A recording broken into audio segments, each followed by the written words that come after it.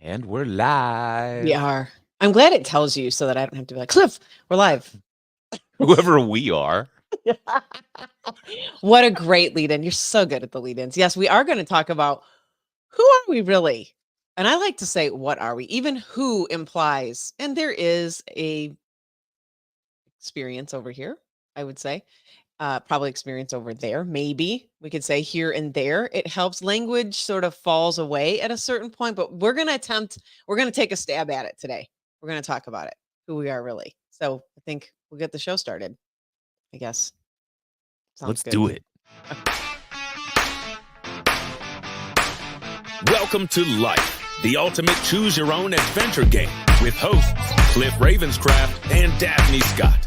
Join this dynamic duo as they explore the profound concept of life as a thrilling adventure, blending ancient wisdom and modern psychology. Embrace the joy of living with presence, creativity, and playfulness. It's time to navigate the game of life together. Are you ready to play? Let the adventure begin. Daphne, I am ready to play. I am with creativity and playfulness. Let's So do it. last week you mentioned that there were certain words that would sort of hit you in the introduction. And this week, and so I thought, okay, this next week I'm going to pay attention. What words just sort of hit me? And so I just, drifted into the introduction of the show. Creativity and playfulness hit me today. So I love that. yeah. Creativity and playfulness. I enjoy the idea and the concept of playfulness. And sometimes I have to remind myself that life is something that is designed to be enjoyed and that you can be playful and that is not like there's not some age that we reach by which time it's like it's time to be serious now. It's time to Yeah. get responsible.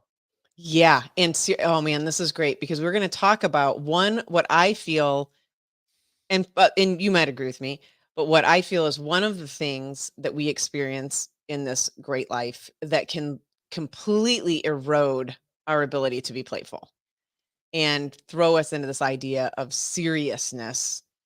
And I like to say, I like to make a contrast between being serious and being sincere, which I think are two very different things. So, this one thing that can lead us into this seriousness, because even when kids are playing, they are sincere about what they're doing. They're like all in, right? But one of the things that can lead us away from that and throw us into this sort of it not being so fun and it feeling very serious and very real in a sense, it's this idea of an identity, this Yeah. idea of who we are, right? And so when we think about the game of life, we're playing a game of life. I think it is also worthy to talk about the roles that we play in life. And it leads us down this path of recognizing on some level that we're not as fixed as we thought we were. We're going to get into that Yep. today. We're a fixed entity. And this was all sparked by something that came up on last week's show that you had said. We drifted into it a little bit and then we were trying to stay on topic as best we could. And I thought, well, let's talk about the identity. Let's talk more about these roles. Let's talk about this game that we're playing. Right now I'm playing, I guess I would say podcast host, if you could call it that. Yep. Well, yeah. Yes, Yeah. absolutely. Right. That's what I'm doing. I'm Um, playing the guy who's trying to stay within the bounds of the topic. I'm playing the guy who is waiting to say something pithy and interesting and engaging. that's so good. Yeah. I'm trying to please everyone. Also a role we can play, right? The pleaser. So that's what we're really talking about today. And I think where we'll get to is talking about, what are the benefits? I want to be really, intentional around what are the benefits of these roles? What are the benefits of seeing that we're in a role? What's the benefit of recognizing the roles that we're playing, how it all can be helpful? And then also, when is it not so helpful? How do we get ourselves trapped, so to speak? How do we actually get ourselves constricted, is a word that I would use around a role that becomes an identity. So I like to call it the identity trap. And how it doesn't become helpful. So that's what we're going to talk about today, Cliff. I love that. And to kind of set the stage, I have a story that I feel prompted to share. When you and I were discussing this podcast, this podcast was an idea in your mind for a very long time. And there were many hints dropped that Many. you'd like to have me co-host this show with you. So And many. I'm like, "Daphne, that sounds like a great podcast. It sounds like so much fun." And you're talking about, yeah, and it's gonna be there's gonna be so much playfulness and joy and all this other stuff. And I remember saying to you, it's like, "That's all great, Daphne, but I just don't see how I fit into this. I'm not a very funny person. You did. I'm quite serious." You know, You did. I just and Actually, what you what's said was, funny what you said was, "I'm not," you said, "I'm not a playful person." And I that's what it was. I'm not a playful person. I don't see myself as being like a playful kinda guy. and isn't that And interesting? well, exactly, and the thing is you said, "Well, that's not how I perceive you." And the Yeah, reality is that once I stopped saying, like, what was in my thought about who I was in that moment, because quite frankly, I'm in a position where being playful was not necessarily what I needed to bring to the table in that moment. I was playing the yeah, role of coach. I'm yes. playing the role of somebody who is trying to not necessarily be about what's going on in my life, what I think, and having fun and playfulness, but I want to really get into what's going on the other side here. I want to step outside of my perception, and I want to get into this perspective. How is Daphne seeing things? And it's like, listen, this is serious business. And so what was funny is I was so caught up in that role, Yeah, ROLE, that yes. in that moment, I was not a playful person. Now, Yeah, with that and I would said, add probably your belief about the role too, that yeah, that role did not include, there were certain things allowed in that role and certain things not allowed in that role. yeah, Yeah, and yeah. and the truth is that it that role, I play variations of that role in different productions. If we think Yes. about plays. So Yeah. with you, the reality is I do show up a little bit more playful. We have fun. I sometimes will say pattern interrupts that are intended to really be shock value, and you will laugh and all that, and that's being playful. There are Agreed. some people where it's like if I were to say that same thing to them, they'd be like, I don't know that I actually want to have any more conversations with this guy. And so there are places where being playful. And so when I thought about the overall, because I'm playing the role of coach, the Yeah. ROLE again, and in the average total, being playful is not typically what I do when I'm in this mode. And I was literally in a mode where that my identity is coach and my identity overall, even though I can tap into playfulness, it's Mhm. not the overall thing that I do. And so I'm thinking, I don't know, given what I'm currently feeling about how I'm being in the world, that I'm a great person to be a playful co-host. Well, I gotta tell you, and I'm glad you brought it up because you've really been struggling. Oh yeah. It's been a real challenge over here.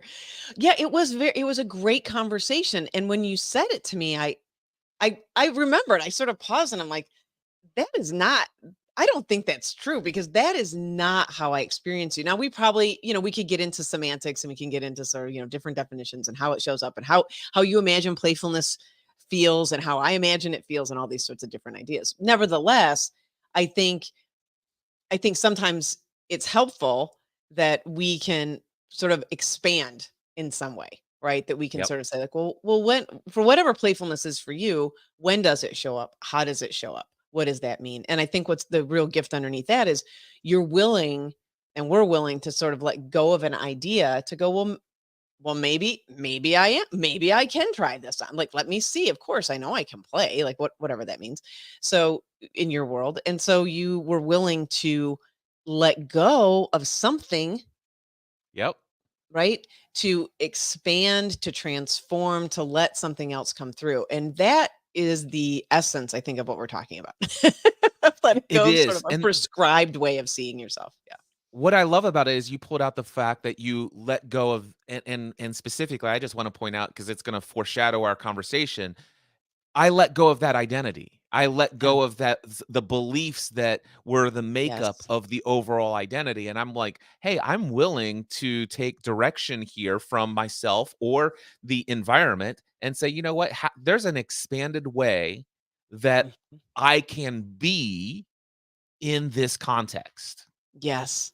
And it can be tricky business to allow ourselves to that level of, I'm going to use the word freedom here, to allow ourselves that level of freedom to say, well, maybe who I am, who I think I'm seeing myself as in this role or in this moment or whatever, maybe I can see it differently. Maybe there is something different here that wants to come through. And I'm talking about it like it's super easy.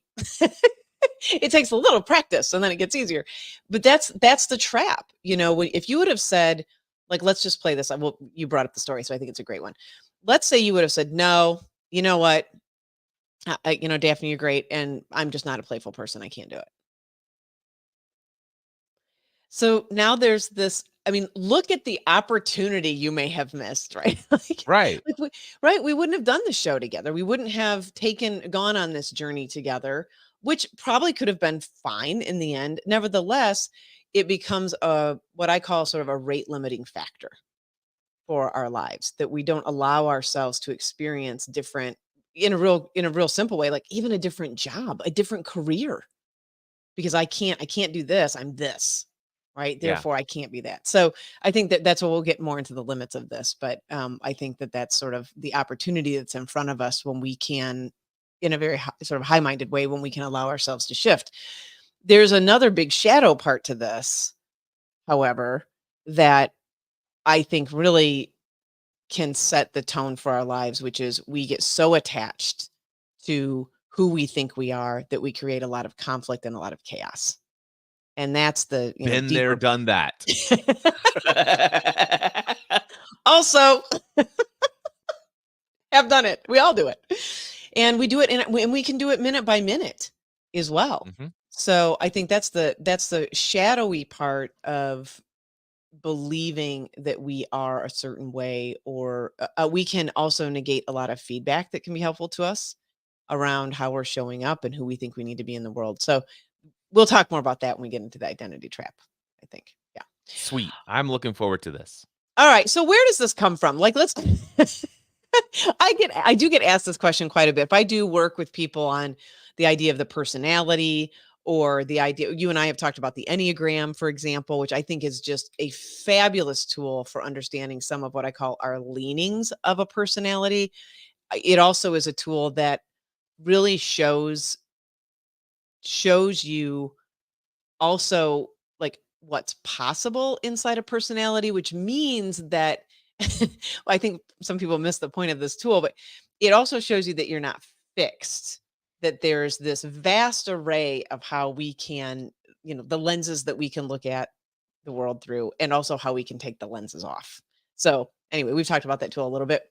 But where does it come from? People say, like, well, where does this identity come from? Where do I get a personality? And, we can go into the nature nurture conversation. I don't know that part. I don't know that the why is as important as the what and how we pay attention to it. So I just want to address that in case people have that question. Like, where does this come from? I think that it's, who knows? It's multifactorial. And, I don't put a whole lot of attention on that. I do, though, like to talk about how we start to see ourselves in the world, and what are the tools and the skills and the tricks and all the things that we can use to sort of understand more about that. So I think that's worthy of talking about. How do we Excellent. know? Yeah. Okay. So when we go to the what is it, or Mhm. where does it come from? I think it's important to describe what is it, because this was very helpful to me when I was first Yes. confronted with this idea of that I am not who I think I am.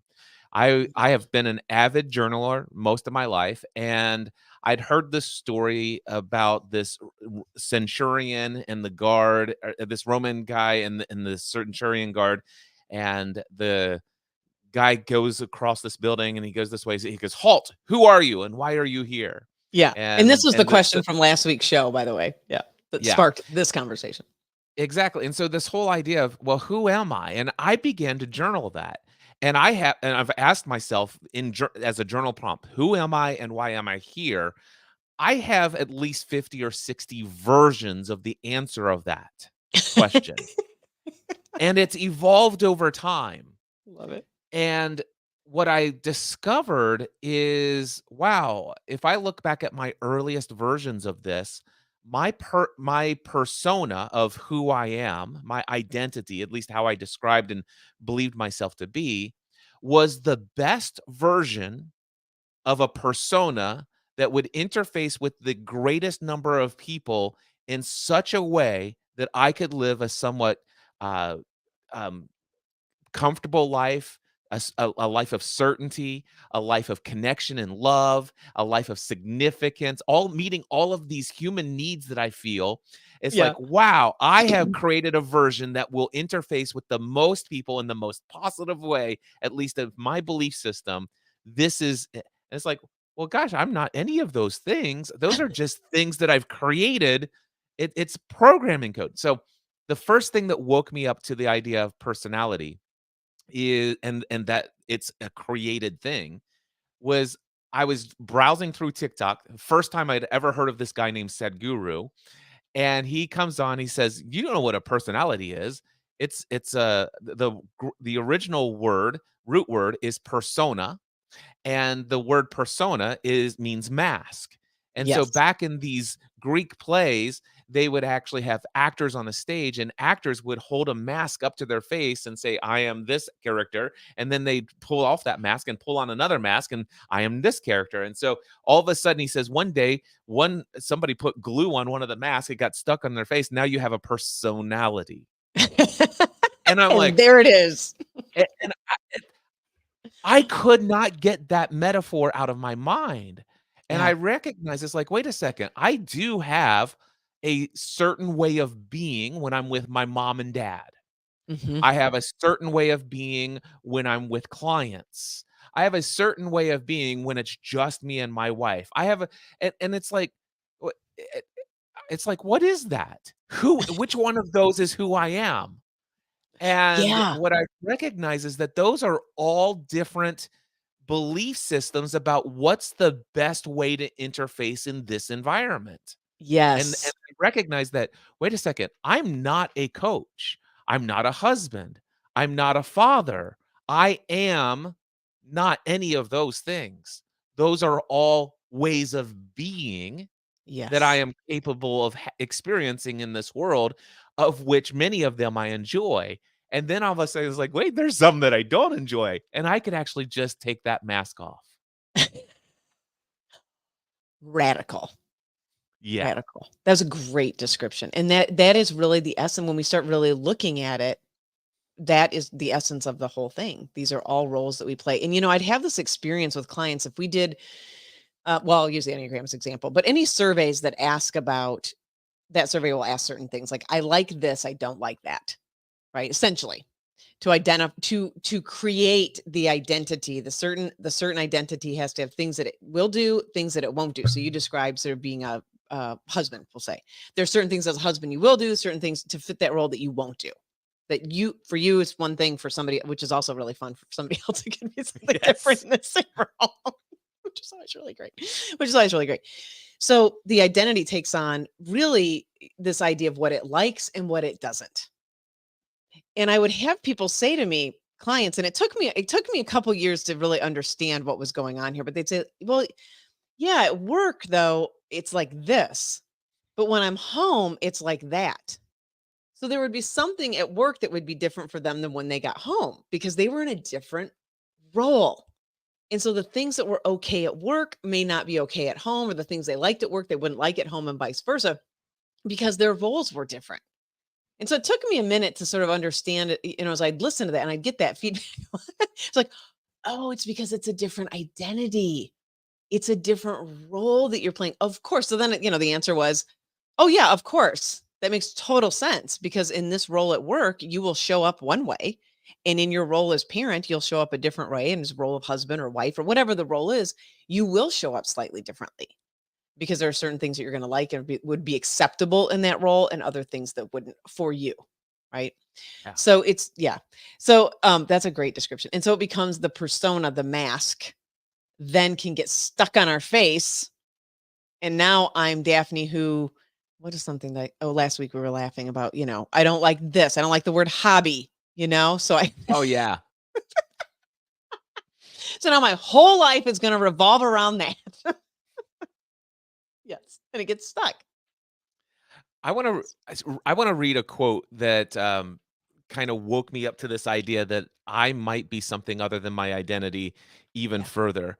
This comes from the book, Super Coach by Michael Neal, Neill. It looks like this for anybody who's watching on video.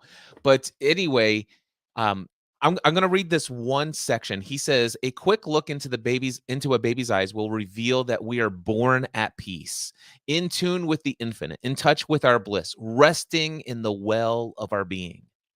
But let's see here. But even when we're a baby, our very human needs from time to time interfere with our connection to this innate well-being. We experience physical discomfort, and because we don't yet understand the source of that discomfort, we do our best to do what we know how to do. We scream bloody murder. Mm. Then, to our delight and amazement, someone comes and quote unquote makes it better. They feed our hunger, dry our bottom, entertain our nascent brain with funny noises and roller coaster type movements, and before we know it, we're nestled back into the bosom of our innate well-being. Over time, it's the most natural thing in the world for us to begin to connect and even attribute that return to well being to the people or activities that seem to be causing it. We're Yes. okay because mommy loves us. We're okay because daddy protects us. We're okay because the people around us, for the most part, appear to have our well being at heart. And then one day we do something in our innocence and joy that mommy and daddy doesn't like. We splash paint on a wall or scream when daddy is tired. And suddenly the ocean of love that we're used to swimming in is filled with sharks and other monsters too horrible to mention. Before long, we've bought into the myth that love and well being exists outside of us, and the need for personality is born. Oh, that's so good to get our needs met, right? I'll take Yeah. on this, I'll take on this persona because I think this is expected for me to fit in, or I'll take an opposite so that I can stand out. Yep. You're right. Yes. Yeah. Yes. So I can be separate. And it's an interesting dynamic where the persona wants to fit in and blend and merge at the same time that it can want to stand out and be separate and different. Yes. Yeah. There Yeah. are 2 more quotes that I wanna read, and then we can discuss anything, but I was Yeah. pulling it when I was That's looking really at the great. outline for today. The second quote is this: "It turns out that if people approve of what we're doing, they won't hurt us most of the time. So we learn to be nice Yeah, that's and one. do as we're told so that they will approve of us and we get to stay safe, at least for as long Mm. as they keep approving of us. In doing so, we develop a personality and act that will fool all of those scary giants out there into believing that we're actually the way that they want us to be.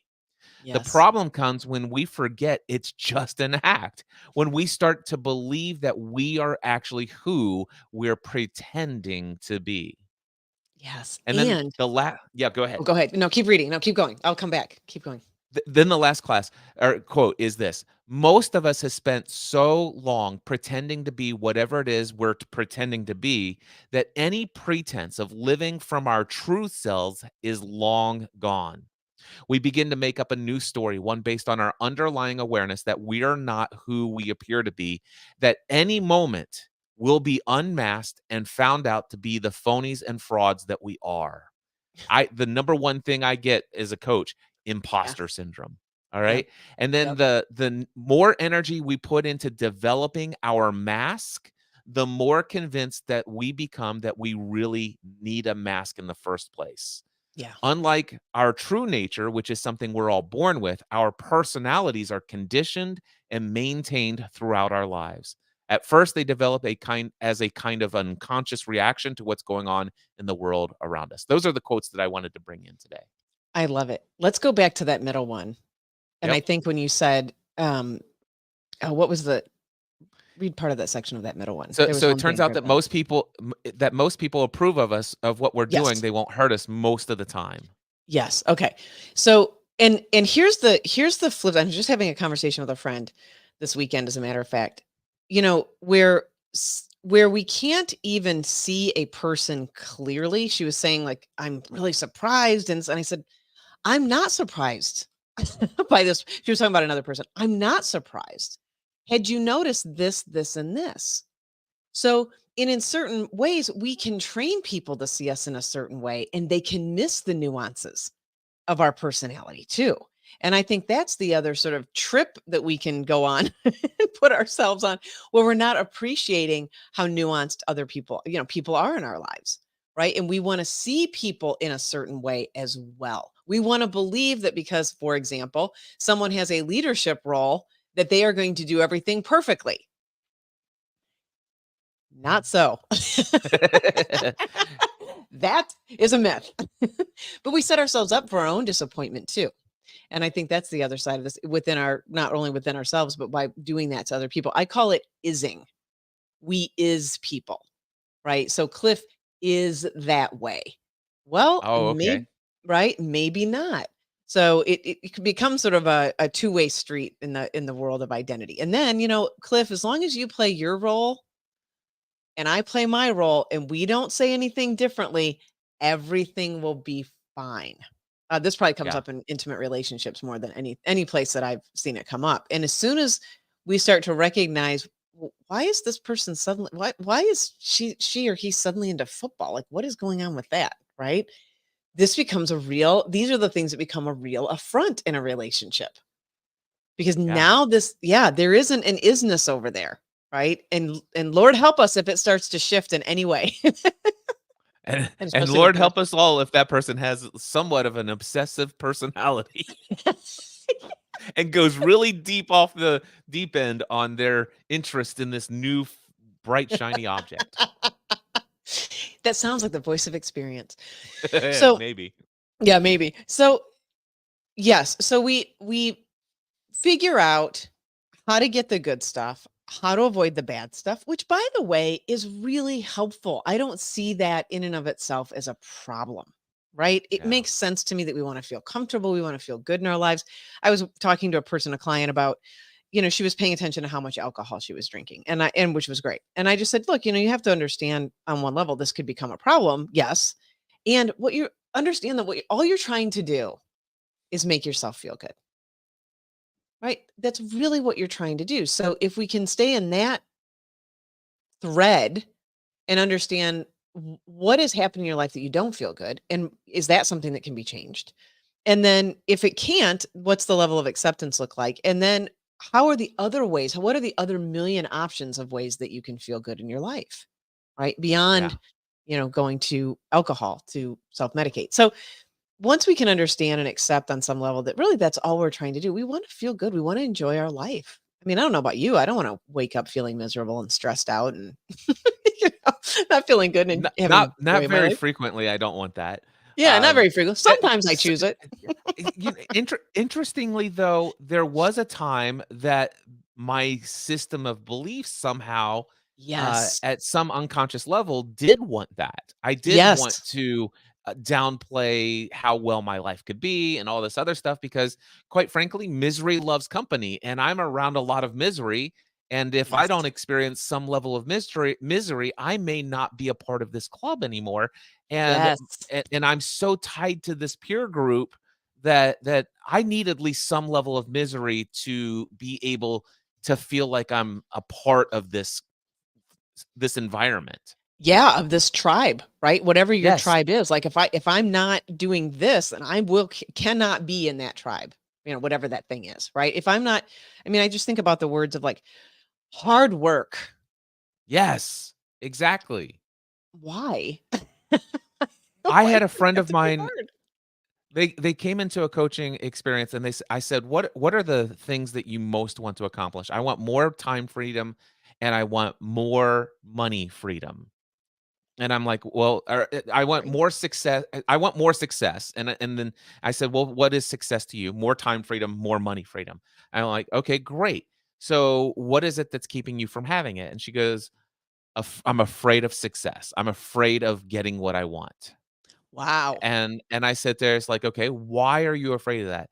"Well, because most people in my life don't have freedom of money, and Yep. they don't have freedom of time, and I'm afraid that other people in my community will judge me, that Yeah. and especially from this particular group of people where they see money as being evil, and also there's this thing where it's like there's this Protestant work ethic that Yes. says, you haven't earned it unless you've worked hard, and who are you to store up for yourself and all this other stuff. It's like, and at some point earlier in our past, I mean, people would be put to death for some of these things that they want to go after.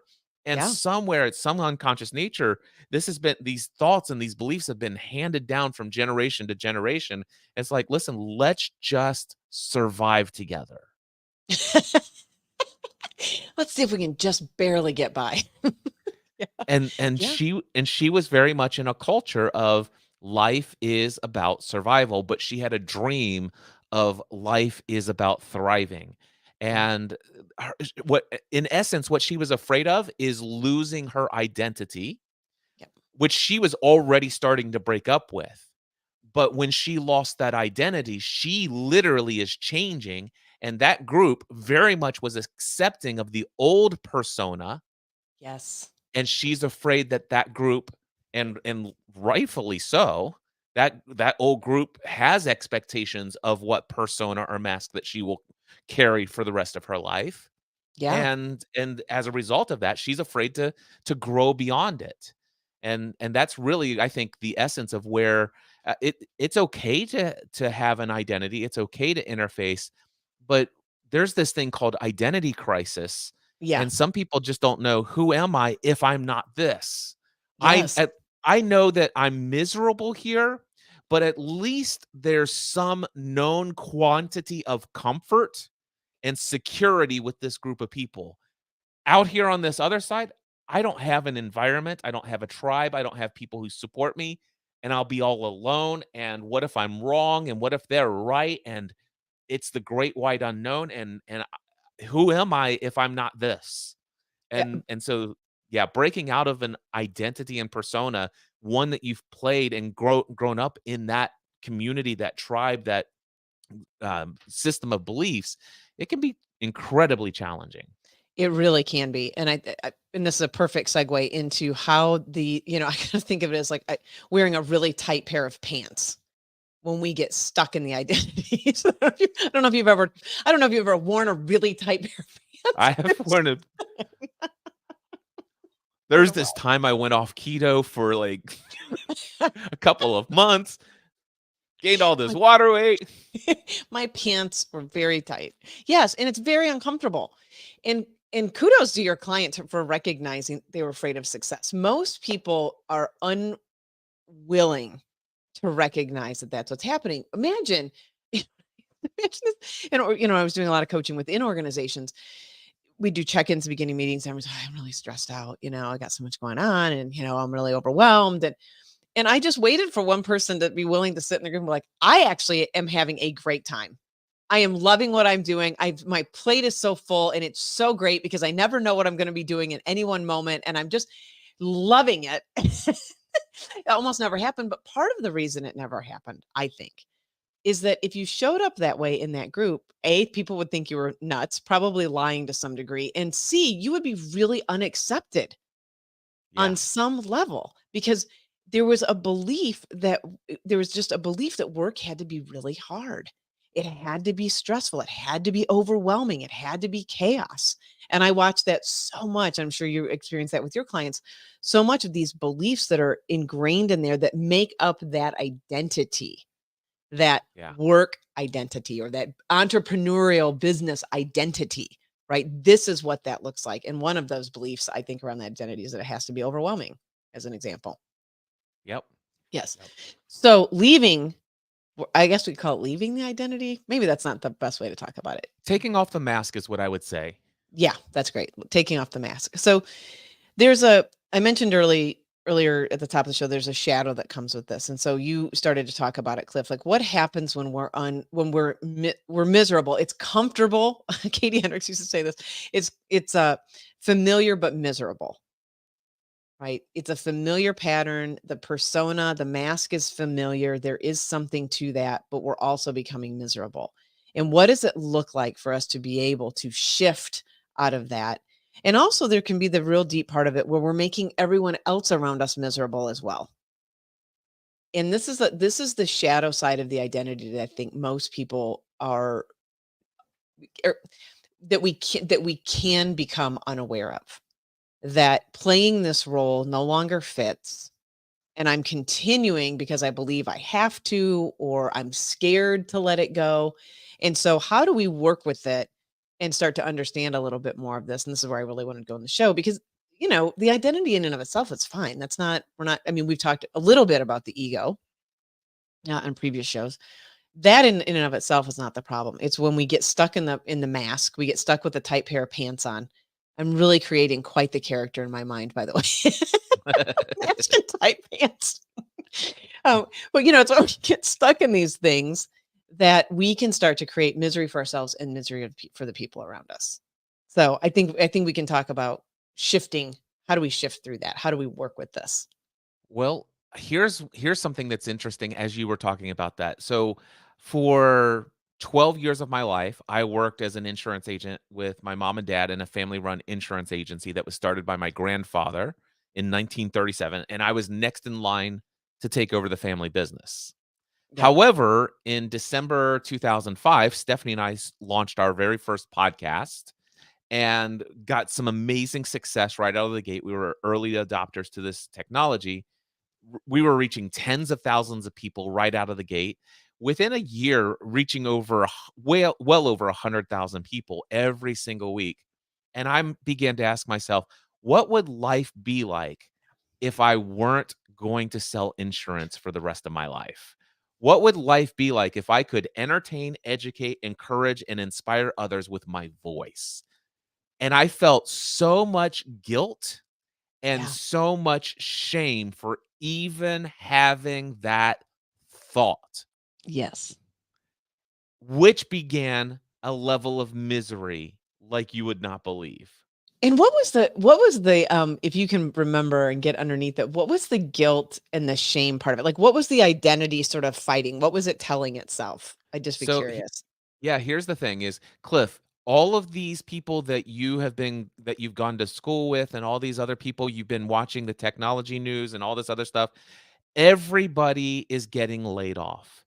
Job Okay. security is becoming scarce. Okay. There are people you have friends who are married, who have young children, and they are on food stamps. They're trying to find jobs. They've been unemployed for 3 months, 6 months. You know a handful of people who couldn't take it and committed suicide.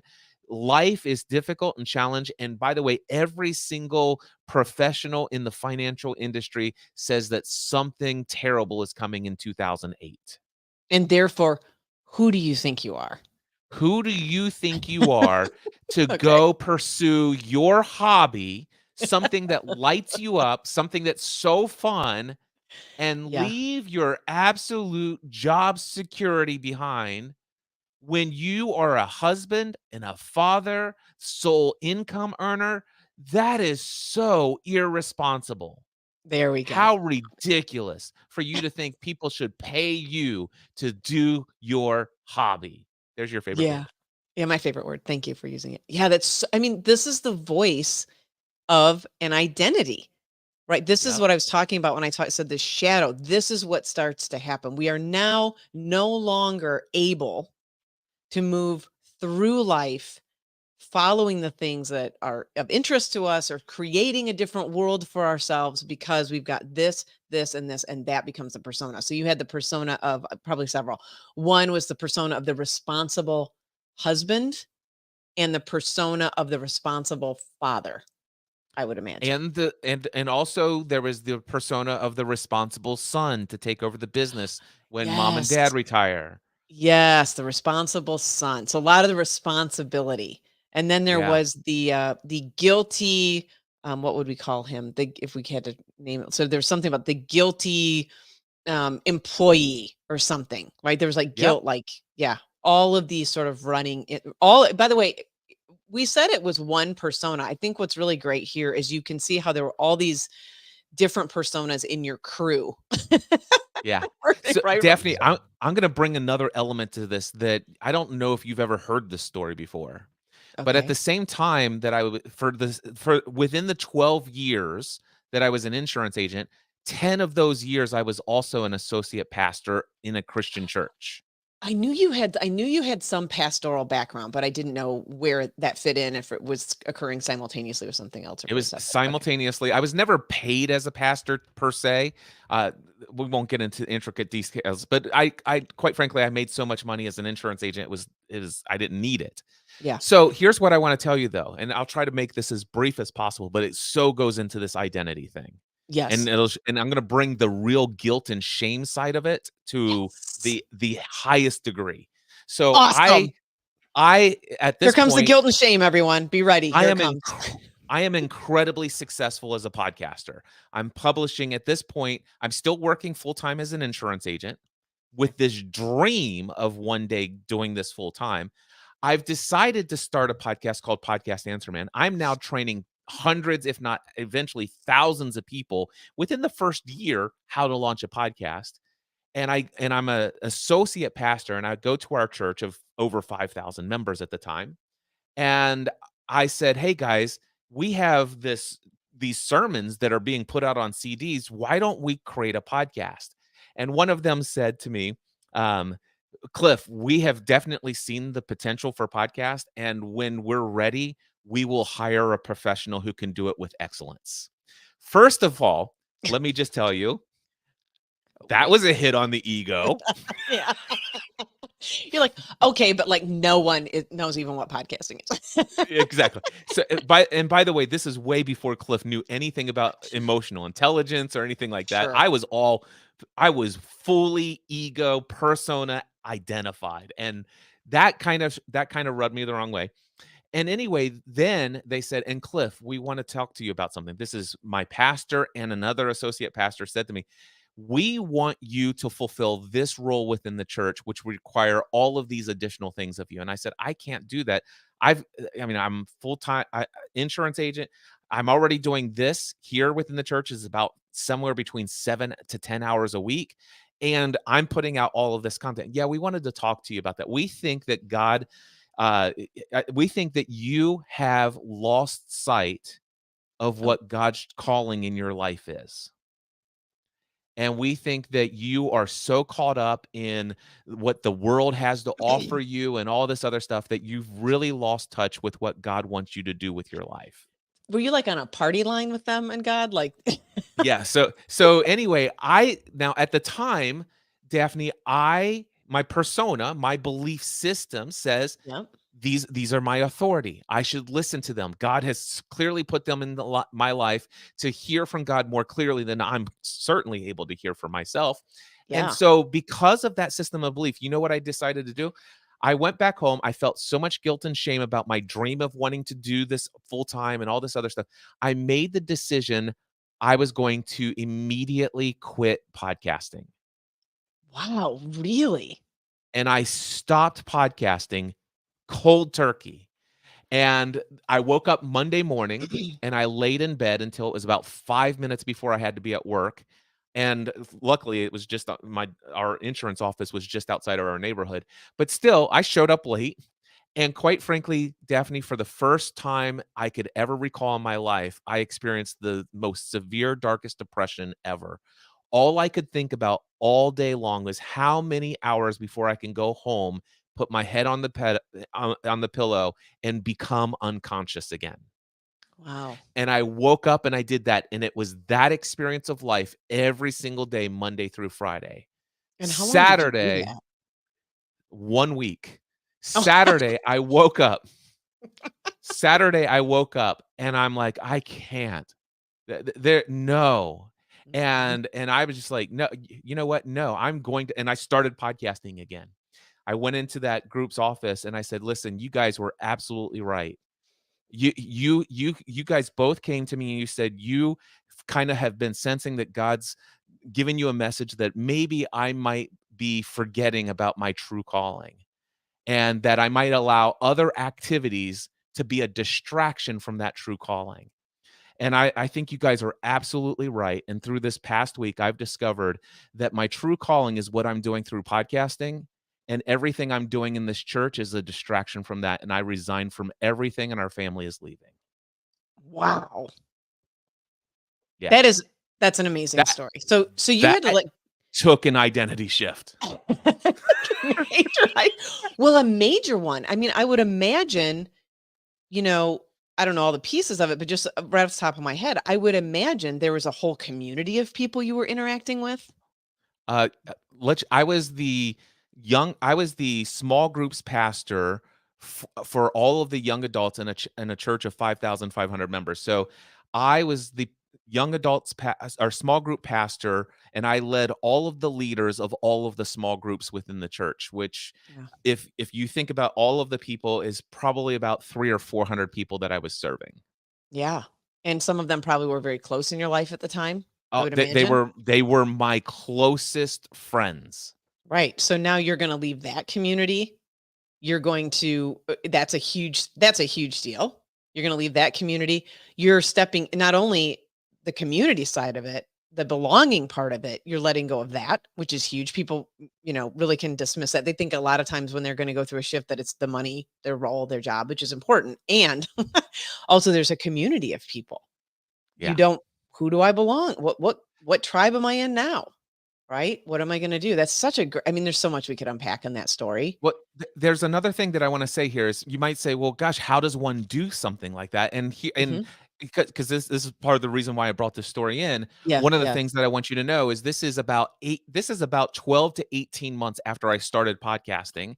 I wanna remind you that, yeah, maybe a couple hundred people in this church are my closest people I spend the most time with. Mhm. But I also wanna let you know I'm putting out 7 to 15 podcast episodes a week. That is 7 to 15 hours of Yeah, podcast episode per week, reaching eventually hundreds of thousands, but at this point, well over 100,000. And I have more than 1,000 people who are consistently writing to me. And so while they're not in my physical presence, I do have a new community that is yeah, actually seeing Cliff well beyond what the people at the church are. And it's like they're able to see things in me that I'm not able to see in myself. And they're actually writing to me and telling me those things that they see. And I'm yes, like, wait a second, maybe I'm more than just this local community guy. yeah, yep. So I so I don't want to just say that I was this brave soul that just took and left everything and now I'm out in the wilderness and surviving on my own. I did have another community. Another identity was being had already spawned, Yes, and I had already found a tribe that would accept that new identity, which by the way, which I'm seeing it now as I had a belief that I needed a new identity and I needed a new tribe to survive. And there is some level of truth to that in this world. But I wanted to share that's how I was able to make that jump. I Is it love it. wasn't just Cliff's gone and Right, which I'll figure it out. There was dipping my toe in the water, and it's like, "Oh, you know what? I think I could make it over here. There are people here who love me more unconditionally than I was getting in another area." and are And appreciating what I'm doing. I mean, I think, you know, and I appreciate you saying too, Cliff, because it was 12 to 18 months. There was sort of this transition that was occurring, this transformation that was occurring. And I yep, think I encourage anybody who's listening to give themselves those moments of grace because that often it can feel very unsettling when we go through these transitions. I've gone through them several times in my life. As a matter of fact, just this last year, I was a physical therapist, as you know, for many years. Just this last year, my last round of being licensed, I had to renew my license. It can't, comes in the mail or in the email, hey, your license is going to expire. I'm like, great. Fantastic. And just letting that go. That took several years to get to that state of really no longer seeing myself and all the stories. Oh, you spent all this money on your education. I had a wonderful run as a physical therapist. It was Yeah. great. And there was a time for it to come to an end. So when we can get into that space and allow ourselves the grace to make those transitions and to move, then we open up opportunity. Now there's a new identity that's coming through. The musician identity that's coming through and the community that's happening of musicians for myself. So we can give ourselves those moments and appreciate that and let go of these things that can take a minute, which is fine. It's fine. Yeah.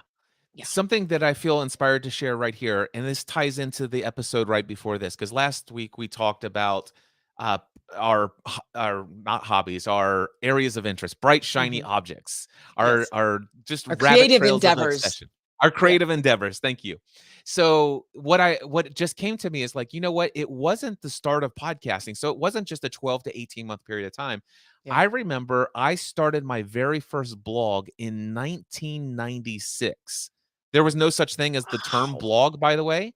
I used angelfire.com and I taught myself how to What is code that? with HTML. And I literally built a blog. We called it an online web journal at the time. Yeah. And I found other people who were doing this and we were sharing blog circles. And so here I was, even back then, And doing already it. creating this community of people all over the world and engaging and encouraging and all this other stuff. So it actually even started a whole decade before the podcast stuff came up.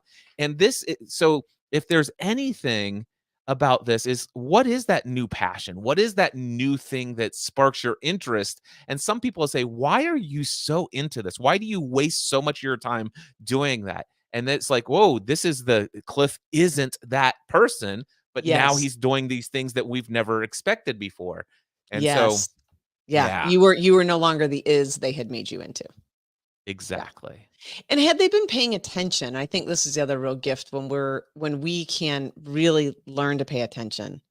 The other gift that we can see the nuances of people and start to appreciate that too. So the nuances, there's a lot that I'm sure your community had a lot of reasons for you staying just as you had been, Yep.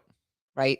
So we can also appreciate each other, I think, in the nuances that we bring to it when we are open and when we are willing to allow ourselves to transform who we think we is. It can be really helpful.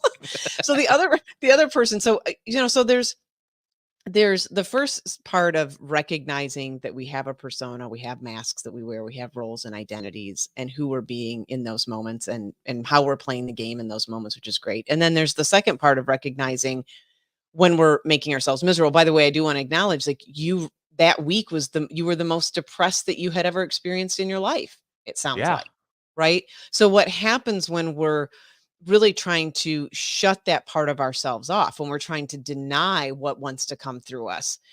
It is I mean, word depression is very descriptive. We Yes. are I was literally trying to push it all push down. it all down. We were depressing the energy, this creative energy that wanted to come through you. And then there's that third part, which you were starting to talk about, which is like, what am I really anyway? And Hmm. I think once we start having this experience of recognizing that we're not fixed, that, we both seem to enjoy podcasting. This is the second show I've done. I seem to enjoy it. I don't know if I always will. I don't know if people would ask me like, when are you doing your next show? And I don't know. I have no idea. I don't even know if I'll do another show. Right. And then this one, I had this idea for a while, but the truth is, I don't know. I don't know what I'll be doing a month from now. The truth is, I don't know. I think I have a path, but who knows? And that's when we start to loosen the mask, when we start to, get out of our tight pants, so to speak, we can start to let go of a lot of the stories. And the person's work who I love that I think really nailed a lot of this, it was Byron Katie. Hmm. And she has a book that anybody can, she has several, but one of the questions that she asks is, and this is the title of one of her books, who would you be without your story? Who would I be without the story and the narrative that I created around this name, by the way, that I didn't even choose, which is also great, around this identity called Daphne. Who would I be without my story? Like, what are the stories that I tell myself about who I am, what I get to experience, what I don't get to experience, um, what I like, what I don't like? What if I just let go of that story? All of those stories, then what's possible? So I think this is sort of that third bucket of what is it like we learn to work with identity, we see its utility, we also see where it has a very limited utility. And then we start to move a little bit beyond it and we start to ask ourselves, and you were sort of talking about this at the top of the show, like, well, I'm not I can see where I'm not like a father all the time. So if I'm not a dad all the time, then that can't be I'm not that, because I'm not that doesn't last all the time. I'm not always in that role. I'm not I'm not this podcaster all the time, because I'm not always podcasting. So that I can't be that. So as you start to work through and see that these roles that we're playing are not there all the time. So then what is? Yes. Right? Then what What is is? Then what who am I all of the time? What aspect of me has never changed? yeah, I've Yeah, not and found it yet. And therefore, when we pay attention in a deeper way, there's an essence probably for, that can come through this if I think of myself as sort of a portal, it can come through this sort of portal. There's an essence that will come through that you probably experience, and I can feel it. And it's not fixed. It's not always there. So when we are able to really dive deeper into what is happening and question that, then we have this real loosening. I've experienced it as loosening. I don't know how you would describe it, but for your own experience, but this real loosening of the solidity of what this thing is over here. And I start to see that it is simply this momentary passing experience that is just coming in and coming out and coming in and that's how I experience it. Coming in and coming out, that there isn't really anything fixed over here. And I think this nothing is is yeah, that's the key, yeah. that nothing is fixed, everything is changing. Yeah. Everything anything that has a beginning has an end. And Yes. so one of the things that coming from where I am today, my perception is if I go to the essence of the best words that I have latched on to is that if I could describe who am I that hasn't changed, that as Yeah. far as I know is I am the awareness of what is going on. Yes. That's at my core. That's what I am. I am the awareness. And another phrase that has really stuck that I have find a lot of value in is I am not my thoughts. I am the Right. thinker. Yes. And even that, I mean, the thoughts arise, right? You're Yes, not sitting and this is one of the deeper pieces of work too. I think when we get it back into that space of impermanence, when people even recognize at the first moment that, oh, thoughts are just arising, like I'm not creating them, they simply just come. I mean, this is one of the greatest places we get attached, that we get caught up in an identity. I have a thought and grab onto the thought. One of my teachers, or it was one of the mystics, I can't remember his name, but he would say, your thoughts come, and you do a lot more of bothering your thoughts than they do bothering you, because they want to come and just drift away, but they show up and you latch onto it, right? yeah. Yeah, which I think is so great. So yeah, yes. So you are experiencing the thought that Yeah, arises. that's the best way that I can describe who am I. I am the awareness of what's happening, and I work with a lot of people, starting out with people who are struggling with their emotional states. They Yes. seemingly they have this belief that I am angry right now, and I'm Yeah. like, are you? Is that who you are? Your identity is angry. It was like, "What do you mean?" I said, "Well, let me tell me what's going on." And so they tell me their story of what circumstances is playing out. And I said, "Okay, do you feel that in your body?" "Yeah." And I said, "Now, do me a favor, tell me one more time. I am angry right now." And because that's what they had already told me. Hmm. And I said, Hmm. Now, do you feel that? And tell me how do you feel?" And it's like, well, my heart's rate, beating. I'm tense. I feel And so I'm having them just kind of check in with what's going on in their body. And I'm like, so, so do me a favor. How about instead of saying, I am so angry right now, how about you say this? Try this on for size. I am aware that there are feelings of anger rushing through my body. Yeah. And they say that. And I said, is that true? And I sat there, I said, oh, so you're the one who is aware that anger is happening. You are not the anger. So good. And there And it is. Yeah. that begins an incredible conversation that goes on and on and on and on. Yes, it does. Yes, it does. And what you're really pointing to, Cliff, I mean, exactly that. Like as soon as we start I aming ourselves, you sort of have no choice then, right? Like if I am this thing, then I've got to show up that way. If I start to believe I am angry versus I am experiencing in this now moment, this, and I like to say in this now moment because I think this is it gives breath to the impermanence of the whole experience. Any experience that we have is impermanent. And one of my favorite, and I know we're both big Tony Robbins fans, but one of my favorite examples he gives in one of his books, I think it's Awaken the Giant Within, is he'll talk about, so you're in a really heated argument with somebody, a real heated conversation, and you're going back and forth, and then the phone rings. And I'm like, Yes. look, Cliff, I don't just one second. Hello. And then you hang up and you can't get back. It's like, Right, wait, where do I find that? Where did right. I know I put it somewhere. I'm supposed to still be angry. And it gives a perfect example and a lived experience. If we pay attention and like, yeah, none of this is fixed. None of Yeah, this. And we can really swim in those waters and be completely happy and play the roles that we play and play the game of life. And we don't have to get attached to anything. And that's exactly. really freedom. And the fun part is I can't imagine in a million years me sitting in an insurance office ever again. Yeah. Although it is some sort of a recurring dream where there's an alternate universe where I'm still doing that, and I've talked to It might Daphne one-on-one about this. It still comes up every now and then, and I'm like, and I wake up and I'm like, "Wait, no, I don't work at the office anymore." be. So I mean, it is funny. it is funny. It is. And maybe there is. I don't know. I still have dreams that I'm still in high school trying to remember my combination lock. I don't know.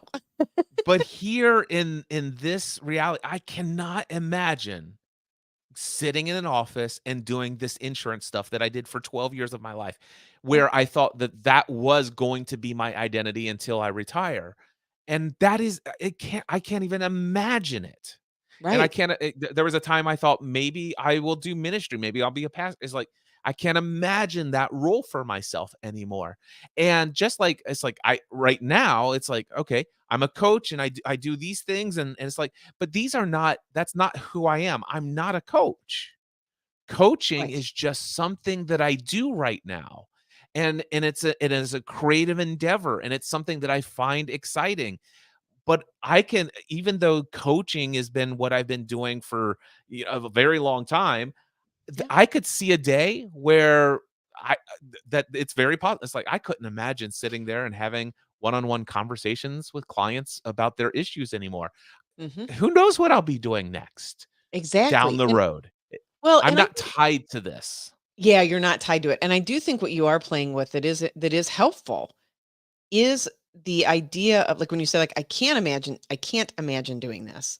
What you also are pointing to, if it's not that, you're imagining something else, right? There is a gift in setting a vision for our life. For there is a gift to say, I've created a lot of misery for myself. Um, I'm trying to think, when I got stuck in my own misery. I created a lot of misery for myself by thinking I had to keep working in this corporate environment. Let's say that one. Or that I had to keep working at all. Like I retired last year. So, but I created a lot of misery for myself. Same story. Who am I to do that? Who am I to say I don't want to do this? Who am I to set myself? I mean, you coached me through a lot of that, right? Who am I to be in this? Who am I to move through the world in this way? Okay. So at the same time, there's a benefit of having a vision of, well, if it's not that, then what direction would you like to go? What experience would you like to have? And I think, Cliff, that's what you're describing is I can't imagine having the experience in my life or desiring the experience in my life to be in a cubicle talking with people about insurance. Like, that doesn't seem like an experience that resonates with you anymore. There is Yeah. another experience that does, right? And so when we start to understand more that it is less to do with our roles and our identity, more about what's the experience that we want to have in the Yeah. world. You know, there is and I'm glad you brought that up, because there is something to that, right? And you're not attached to it, which that's So, the beauty. Daphne, that leads us to some other future topic where Okay. a lot of people who are suffering and they was like, I would really like to drop my identity of what I do professionally now, or Yeah. I'm stuck in a physically or emotionally abusive marriage or any other circumstance. And the the trouble that I see most people experience in creating a new identity for themselves is that they don't have a vision of Yeah. where they wanna go. All they know is what they wanna get away from. And so the Yeah. focus, their actual focused energy, thoughts, and attention is on what they don't want, Yes. so much to the fact that they have no clue what they do want. And if there's a That's the next show. starting point, that's how you begin to create that's the beginning process of taking off the identity, off the mask, is actually stop focusing on the mask you wanna take off and start thinking, "What is the new mask I'd like to experience? What's the Yeah. new environment I'd like to step into?" That will be our next episode. Sweet. Right, we're gonna wrap it up. I have one quote from Alan Watts, who we both read, and I would say both probably adore. Here's what he said. Here's his quote: "You are under no obligation to be the same person you were 5 minutes ago."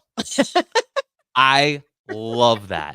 You are under no obligation to be the same person you were 5 minutes ago. I actually love that quote. Yes, I beautiful. do too. I especially love the concept of 5 minutes ago, 'cause Yeah. it's real easy. It's like you're under no obligation to be the person you were a decade ago, and it's like, "Oh, that's easily acceptable," Right. and blah, blah, blah. Right. And but you're under no obligation to be the person you were 5 minutes ago, and if people only knew the freedom behind Yes. that truth. Yes. Well, I think we will encapsulate this in our next episode. And I think we're going to go through, in this great game of life, making these shifts and making these sort of ways of being and finding out, how to set a vision for ourselves, and then what it feels like to really step into that. So I think that's our next episode. That's what we'll I do. can't wait.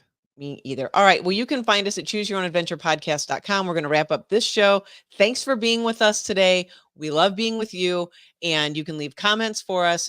Go to the show notes. We have links in there. We link to all of the references and things that we mentioned in today's show as well. So you can go find them. And we're going to see you next week. Oh, and before we go, I do wanna say this. If Yes. you are a musician who makes a living from music, Daphne wants to talk to you. Yes, I do. Thank you, Cliff. That is very supportive. Thank you. And Appreciate you that. can email her at daphne@daphne-scott.com and just put music in the subject line. She can't wait to hear from you. Thank you, Cliff. Okay. With that, we will wrap it up. See Alright. ya. See ya.